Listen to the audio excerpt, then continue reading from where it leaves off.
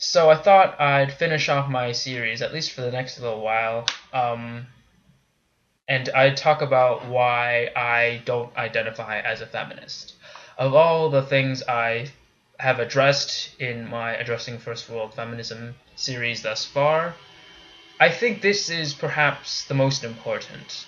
Why don't I identify as a feminist? The first reason is rather simple, because I don't agree with the core tenets of feminism. I just cannot accept that there is a world out there that wants to oppress women, or at least tries to in some way. I can't accept that society is somehow just entirely prejudiced towards women, and any shortcomings of men or any positive benefits of being a woman could be labeled as benevolent sexism. I just cannot see that as factually true because I haven't seen the evidence for it. Now, don't chop off my head just yet. Just because I haven't seen the evidence for such a thing as the patriarchy does not mean it doesn't exist. I would not be so arrogant and so condescending to say that that is the case. But for now, I have to reserve my judgment. I have to say, look, until I see evidence, I'm not buying into this whole patriarchy thing, and that's exactly what I'm going to do. The second reason is related to the first, and that is I don't see a place for feminism in Western society. That's not to say that feminism didn't accomplish anything.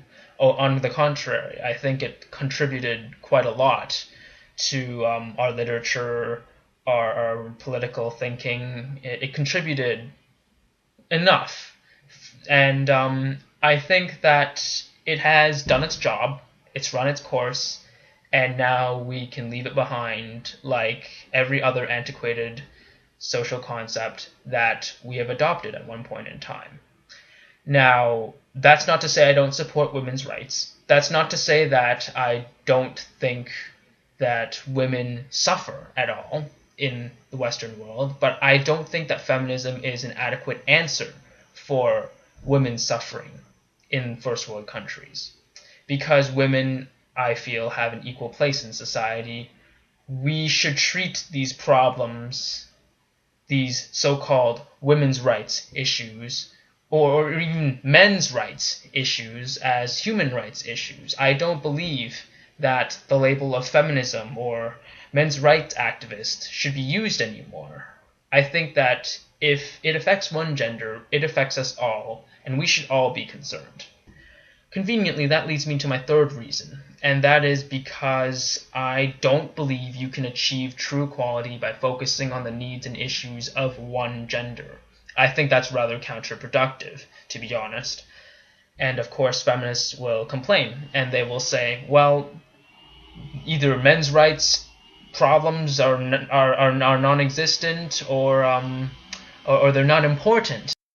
And of course, I had a few objections from one of my friends, a friend of a friend, really, because I don't know her that well. And she said this to me in a Facebook message once. She said, well, I focus on women's issues, and I'm a feminist because I believe that if we are to achieve true equality, we have to look at one side, and one side only.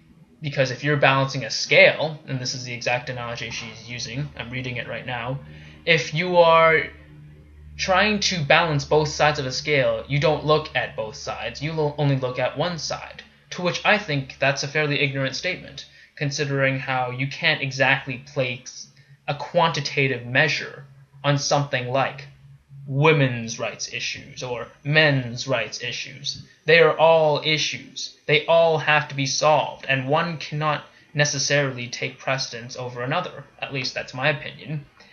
And if we are to achieve true equality, I think both sides need to be looked at because there are inequalities on both sides. The fourth reason is because feminists are so damn inconsistent, I think, especially in the first world countries, with what they say they stand for and what they actually stand for. This pretty much puts them on the same level as fundamentalist Christians, in my mind. Like, they say they stand for one thing, they actually do another. Okay, it's like they say they stand for gender equality, and they say they stand against oppression based on gender, and yet, when push comes to shove, when was the last time you saw a woman protesting the fact that there has been a lot less money poured into prostate cancer research than there has for breast cancer research? Didn't see a woman protest that. How about when women were laughing about a man's penis being chopped off on a talk show, and the primarily female audience laughing along with those talk show hosts? Did I hear an angry complaint from a feminist? Of course not. What about all those homeless shelters being targeted for women? When was the last one you saw a homeless shelter specifically for men? Homeless men. And yeah, there are a lot of them, as I'm sure some of you know. So when was the last time you saw a shelter dedicated for men? Didn't see one.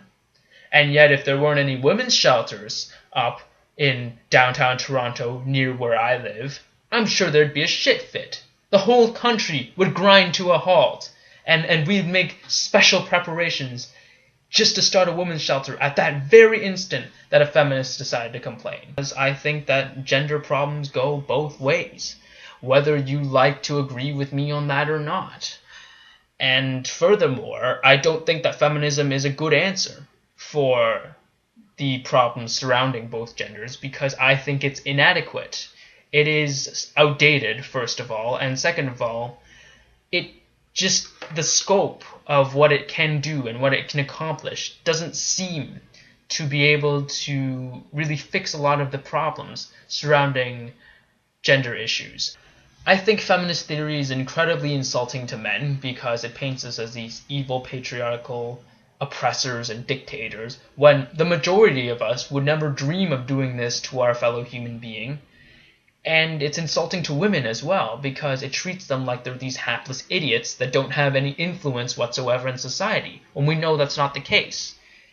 And when you look at it, the very concept of feminism, which claims it's for gender equality, and claims to break these gender stereotypes, does the exact same thing, and uses gender stereotypes of man the oppressor, woman the victim, to further its agenda. And what is the point of saying you're going to fix a problem if all you're going to do is present that problem and repackage it with a different label called feminism? I don't see the point. And if any one of you want to call me out on that, please feel free to post your opinions in the comments section, but that's just my 2 cents. Well, may the truth always be heard.